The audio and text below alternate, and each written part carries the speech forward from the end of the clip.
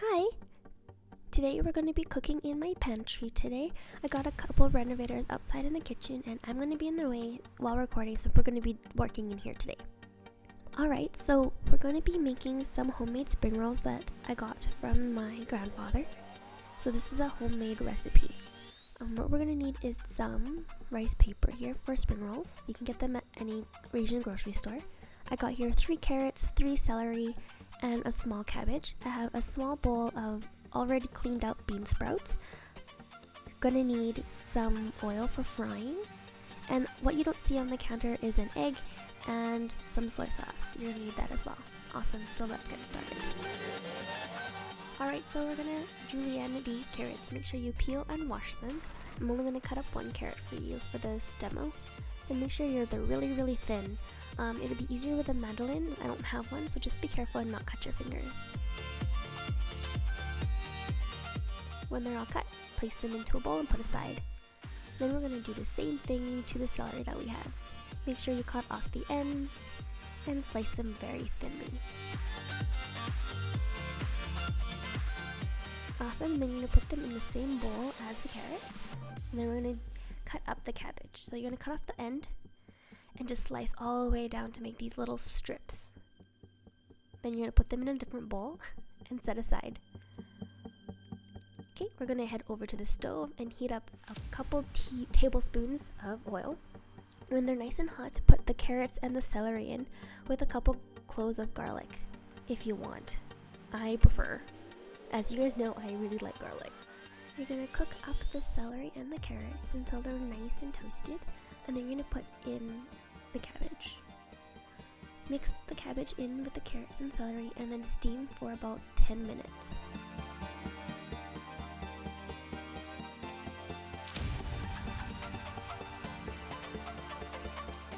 Once it's steamed, stir it and then add your bean sprouts and then steam it again for another 5 minutes.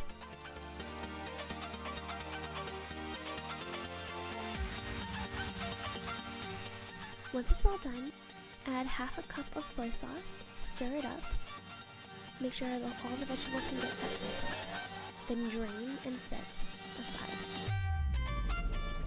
You're going to take that egg and beat it. That's going to be our glue when we start rolling our spring rolls. When you open the package, just be very gentle with them. They are kind of hardy and at the same time very delicate, so you want to peel them at one at a time. So take out as much as you need, put it on a plate,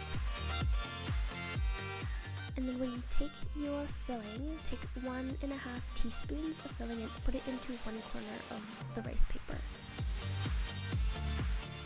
And then you're going to kind of fold it up like a burrito, so take that corner, tuck it in, and then take both sides, fold it in the center, and roll. At the end, you're going to take some of that egg and act as glue and glue it together shut.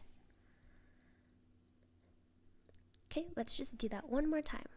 So 1.5 teaspoons of filling, take that corner and tuck it in, fold the sides and roll it up, using the egg as glue to keep it shut. I'll do it one more time for you guys in slow motion.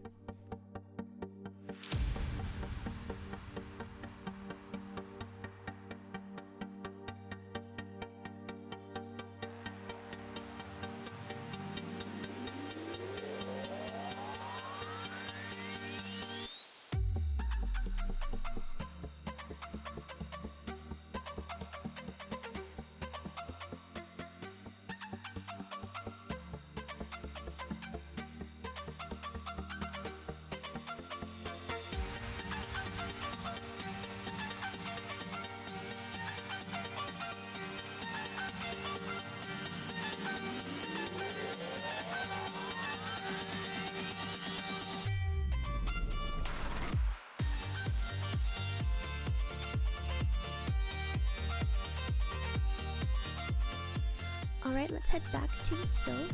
Put in a lot of oil, so it should at least be 1/4 of an inch inside the frying pan. Make sure it's nice and hot, careful not to burn yourself, and put in 3 to 4 spring rolls. You want to fry them up on the one side.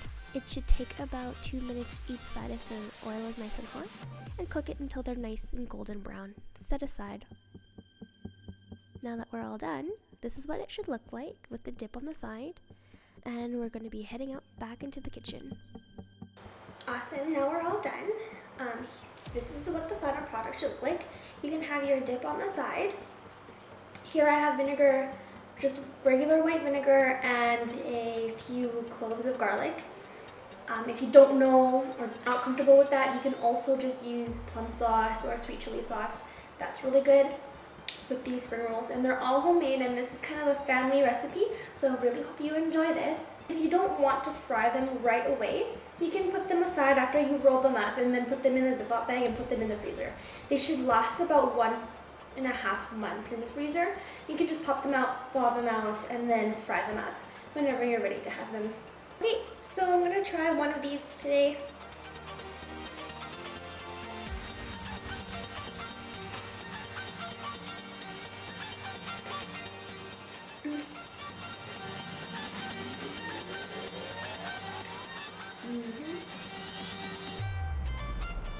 These spring rolls are really easy to make.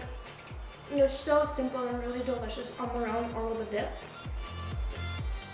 The thing about these spring rolls is that they're vegetarian. I always make the vegetarian version. If you like to put chicken or pulled pork or pulled beef, shrimp, noodles, you can also just put it in that mixture and then roll it up. I prefer just the vegetables because they're a lot easier to make and there's just a lot of less steps for me to do. And so whenever I make spring rolls, I like to make a big batch so that I'm never running out. It takes the same amount of time to make a small amount than it is to make a large amount. I really hope you like the channel. Subscribe, comment down below if you like the channel, if you want to see something cool or you want to see me experiment with some stuff. And hit the like button. Thanks for tuning in. See you next week. Bye.